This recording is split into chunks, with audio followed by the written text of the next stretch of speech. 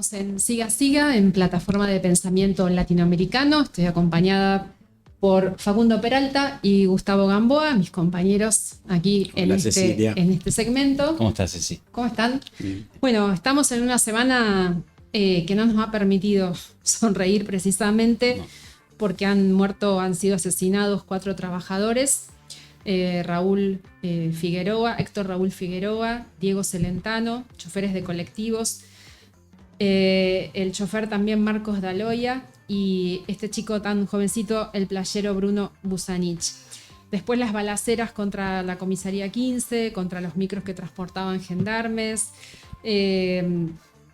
Todo esto ha sido una semana que ha conmocionado la vida de la ciudad, sin colectivos, sin clases, sin taxis, sin recolección de residuos, la vida cotidiana de la gente, más el miedo sumado, nos ha marcado la agenda para tomar el tema de las políticas de seguridad del gobierno provincial y también cómo el gobierno nacional, comandado por la ministra Patricia Bullrich, y el presidente Javier Milei tienen pensado interactuar con el gobierno de Maximiliano Puyaro.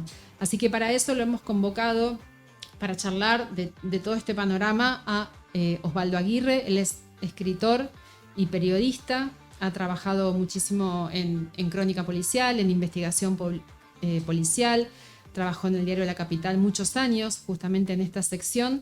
Publicó muchos libros sobre la historia de la mafia de Rosario, también es poeta, narrador y sobre todo entre todo también es un periodista que insiste muchas veces en su mirada en políticas, sobre cómo se elaboran estas políticas en la provincia de Santa Fe y siempre aporta una cuota de análisis muy, muy profundo.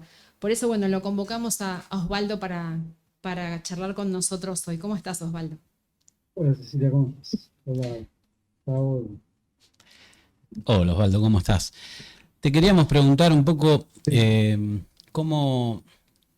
La pregunta inicialmente era cómo veías las medidas que se tomaron a partir de esta crisis de violencia que hay en la ciudad, pero yo quería un poco preguntarte también a vos cómo te adaptaste y cómo vivís este momento acá en la ciudad de Rosario, cómo lo tomás vos personalmente, ¿no? Bueno, con respecto a las medidas que se tomaron, me parece que tienen un poco de novedosas.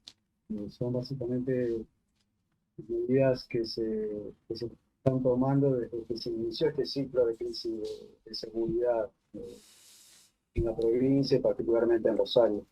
O sea, desde el gobierno de Perotti hasta hoy hemos tenido varios tipos de violencia que van creciendo además, ¿no? O sea, esta última expresión de la crisis ha sido todavía más violenta que las anteriores.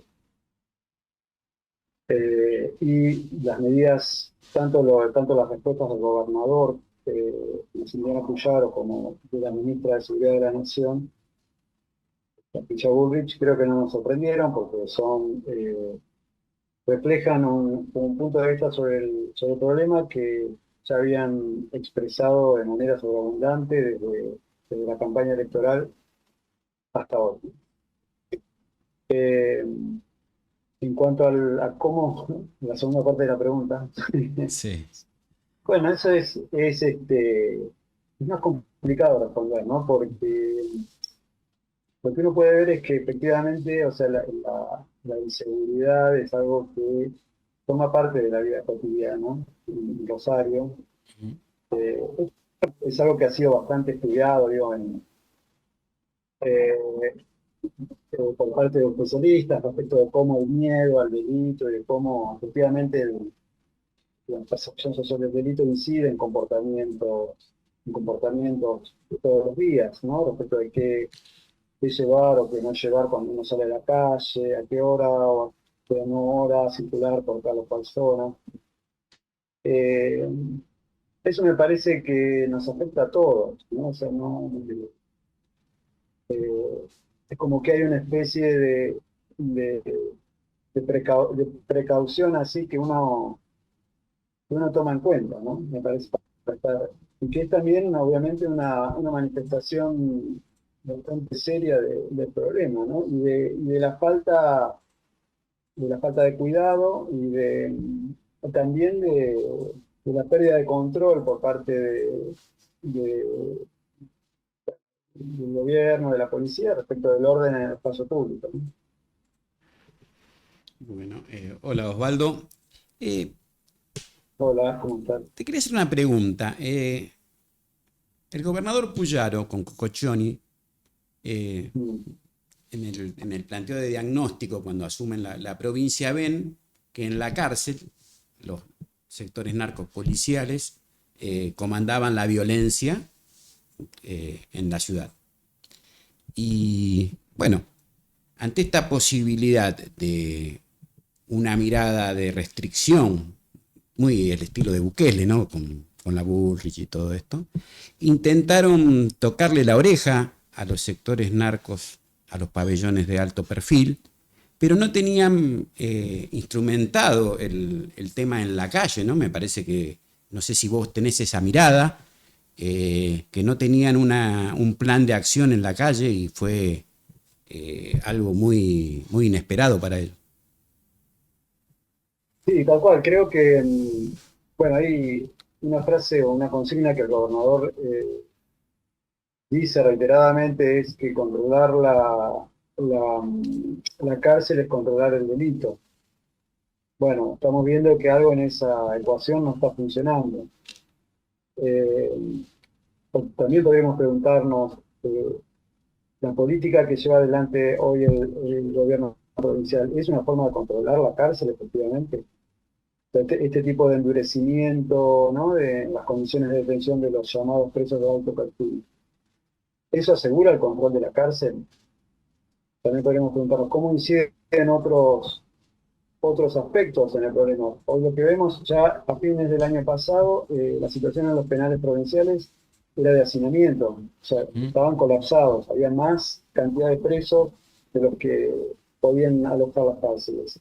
Desde diciembre hasta ahora, según cifras del gobierno provincial, han sido trasladados desde comisarías más a las cárceles más de 1.500 presos.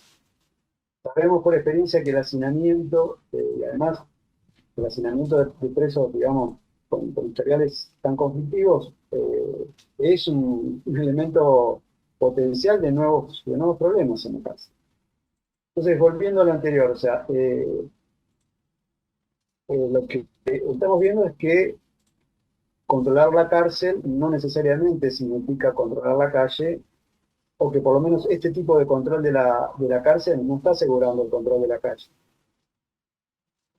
Y hay otras cuestiones para observar, o sea, porque es bastante complejo, ¿no? El tema, porque por un lado el gobierno está diciendo que la reacción de que, digamos, los crímenes y las balaceras de estas últimas semanas son una reacción a la política de restricciones y de endurecimiento de las condiciones de detención, ¿no? Y por lo tanto es una confirmación del buen rumbo elegido, ¿no? Uno podría preguntarse, bueno, pero ¿cuántas vidas más se le va a costar este buen rumbo, ¿no? Ujú. Eh, y además, me parece que, por otro lado, de parte del gobierno provincial ahora hay una mirada sobre la cuestión que también expande la sospecha hacia los familiares de los presos y incluso hacia los abogados, ¿no? Como si me parece que en eso también, me parece que influye mucho el punto de vista del gobierno nacional. O sea, hay una mirada sobre el tema en términos así conspirativos, ¿no?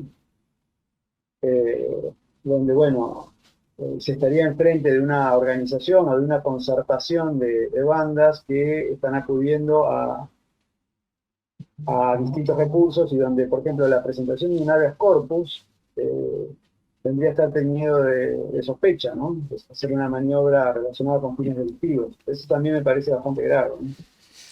Osvaldo, una consulta. ¿Qué fisonomía tiene para vos la mafia actual? Digamos, ¿cómo la ves? ¿Cómo es la mafia actual acá en Rosario? Bueno, o sea, a mí me parece que las organizaciones delictivas en Rosario tienen un perfil muy particular y que compararlas con organizaciones de otro tipo, de otros países, sobre todo, es un despropósito. Eh, o sea, hay una diferencia de escala muy, muy grande. Lo que vemos es que, o sea, ¿cuál es el estado de la situación? O sea, lo que vemos es que la mayoría, si no la totalidad de los jefes o los referentes de bandas están detenidos, están presos, ¿no? Ahí también hay otra cuestión para ver, que es la cuestión de, en la campaña electoral se insistió mucho sobre la inteligencia criminal, la inteligencia carcelaria. Ese iba a ser otro aspecto, ¿no? De esta política que se iba a desarrollar. Eh, y ahí también vemos una falla porque, o sea, ¿qué es lo que hay hoy de diagnóstico en ese sentido? O sea, ¿cuál es el trabajo que se está haciendo? O sea, todo el despliegue apunta al despliegue represivo de fuerzas federales, ¿no? Entonces lo que vemos es, como decíamos, los jefes o referentes están en prisión. En la calle digamos, hay composiciones inestables. O sea, estas bandas, o sea, no son organizaciones que permanecen en el tiempo, no son organizaciones, digo, como uno puede pensar, no sé, una organización típica, sino que hay un elemento muy inestable que tiene que ver con los enfrentamientos entre las bandas, con las bajas que se producen entre sí, con las detenciones. Hay una disputa permanente por la calle y también por el liderazgo en esos grupos, ¿no? O sea, hay un componente, y todo eso siempre mediado por la violencia. Entonces ahí me parece que hay una característica, desgraciadamente, Tal cual. central, ¿no? En estas bandas,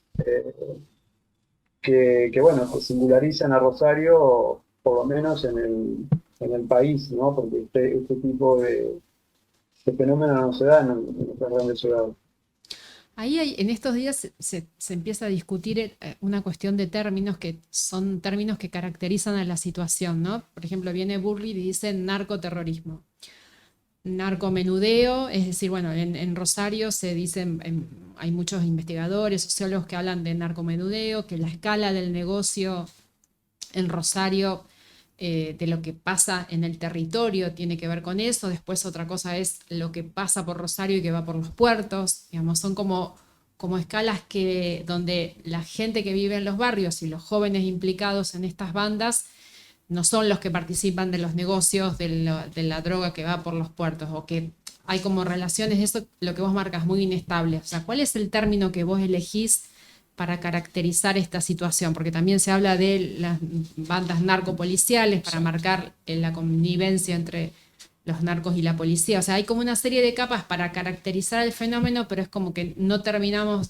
por supuesto, los puntos de vista no son los mismos, no vamos a coincidir con lo que dice, en este caso, la ministra, pero ¿cómo está operando eso como para leer cuál es la situación en el territorio?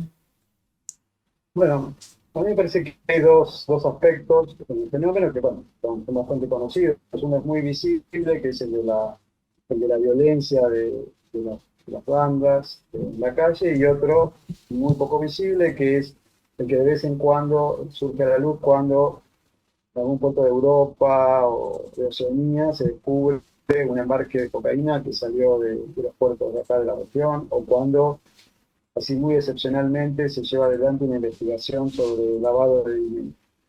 Pues esos dos aspectos están paralelos, pero hay uno que es muy visible y otro que todavía no aparece, ¿no? A pesar de que teóricamente se, se implementaron medidas para avanzar en este sentido. Recordemos, creo que fue el año pasado, que el municipio de Rosario anunció la creación de una agencia contra el lavado de dinero, de la cual desde entonces hasta ahora creo que no ha habido mayores novedades. No. Después está el tema, esta expresión que vos mencionás de narcoterrorismo, que me parece justamente que desconoce el fenómeno, ¿no? O sea, y que lamentablemente se está consolidando en el sentido común y sobre todo en el periodismo, ¿no? O sea, me parece que el periodismo tiene también un rol bastante importante en el modo en que en el modo que hablamos de estos temas, ¿no? Y que eso no es inocente, eso también produce efectos, ¿no? Porque hoy hablar de narcoterrorismo implica avalar políticas concretas, ¿no? O sea, implica avalar, o sea, narcoterrorismo es la hipótesis del gobierno nacional, ¿no? Y eso implica, bueno, determinadas acciones frente a este problema. Me parece que la pregunta es, ¿pero realmente esto es un fenómeno de narcoterrorismo? Me parece que además ese tipo de conceptualización eh, sintoniza muy bien con una tendencia predominante en el periodismo, que es el sensacionalismo, ¿no? O sea, podríamos decir que el sensacionalismo periodístico no esperaría menos, no espera menos que se trate de narcoterrorismo. Pero además le daría el pie a la cuestión de la modificación de la Ley de Seguridad Nacional. Está Exacto, vinculado. sí, Ujú. sí, sí, obvio. Eso está ahí con otras iniciativas también, ¿no? Entonces, bueno, me parece muy problemático y muy negligente, ¿no? De parte del periodismo hablar en esos términos.